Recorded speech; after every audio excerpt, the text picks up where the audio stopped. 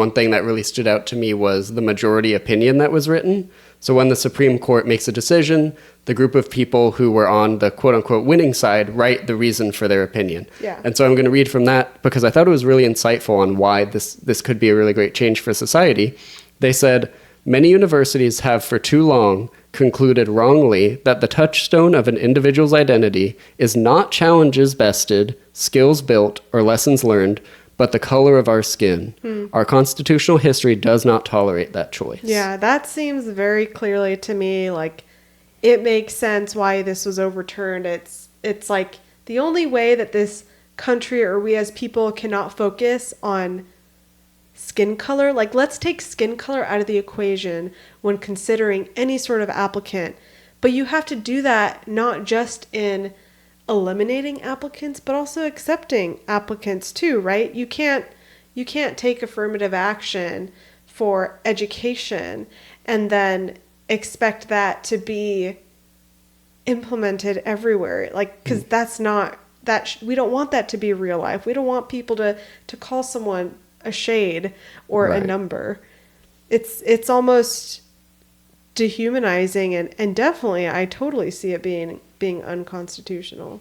It is. And to me, one of the most powerful parts about being a Christian is this idea that God knows our heart, that he knows the number of hairs on our head. And so to treat each other as a group, like, oh, you are white, you are Latino, like that's a very small part of my identity, right. But that isn't what we should look at people and say, you all, right? Like that, right. That's not a good way to treat people. And I don't think that's the way that we're called to. I think the ideal is to know someone's heart, to get to know them, to go beyond that first judgment of just reading a book by its cover or getting that first impression and taking away a whole opinion. Like there are so many stories in the Bible about people who appear to be one thing, about redemption, about all of these changes that we go through. And so I think it's foolish to group people just by something like race or color.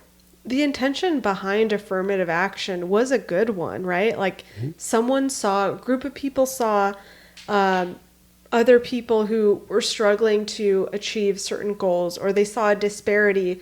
You know, there were a bunch of white people enrolled in university, but there weren't enough minorities. And so the fact that someone wanted to do something about that is a great thing. But the way that it was done, it just exaggerated the color of people, and I think caused more of a divide in people's minds, at least subconsciously, towards each other. So the approach was not quite there, but the heart was there. And I guess the question is like, well, and now we're getting rid of affirmative action. Well, what is the right way to approach it? I think you kind of touched on that a bit more about looking at the whole story, right?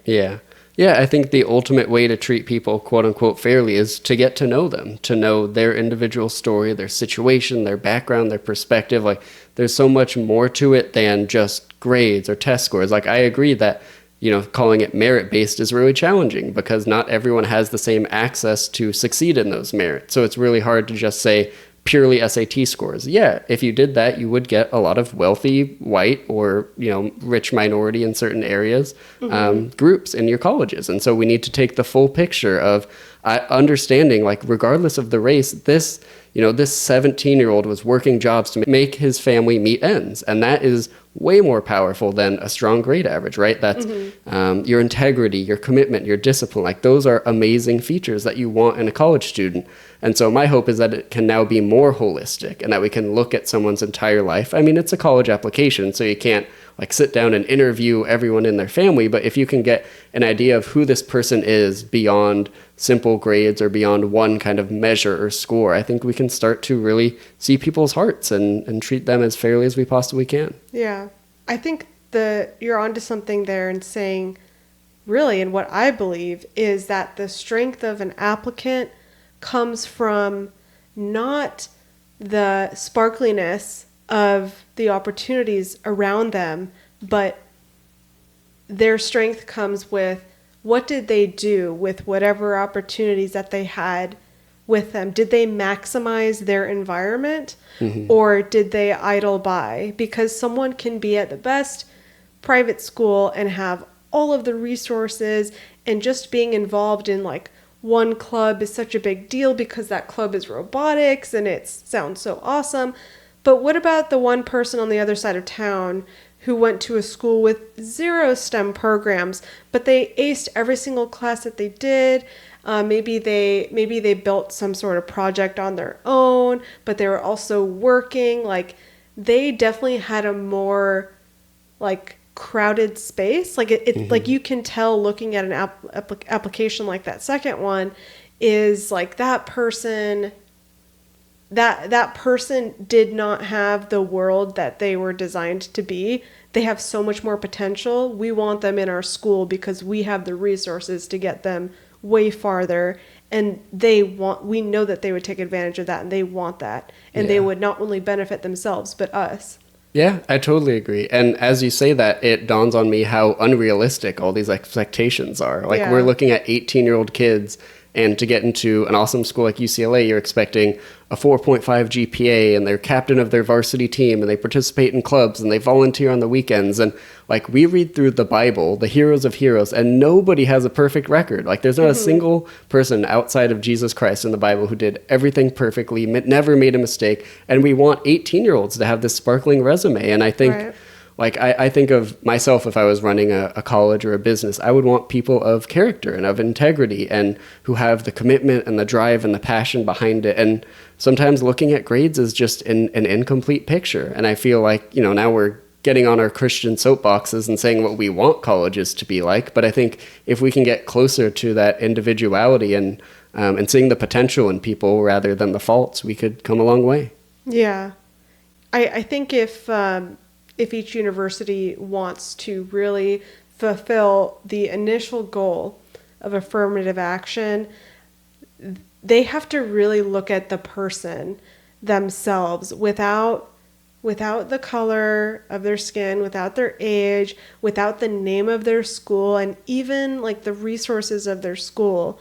I think a story is really powerful, and that's why schools have things like personal statements, because they need to know, like, filling in those gaps. Like, that is someone's opportunity to explain their view of life, how they got to where they are, and that should be the focus, not all this other stuff, right? Like, affirmative action has not been specifically in God's vocabulary, and even asking, like, is God equal or equitable? Like, nothing in this world is equal, and nothing in this world is equitable either. Like, I think God is just, and that is what the focus should be on.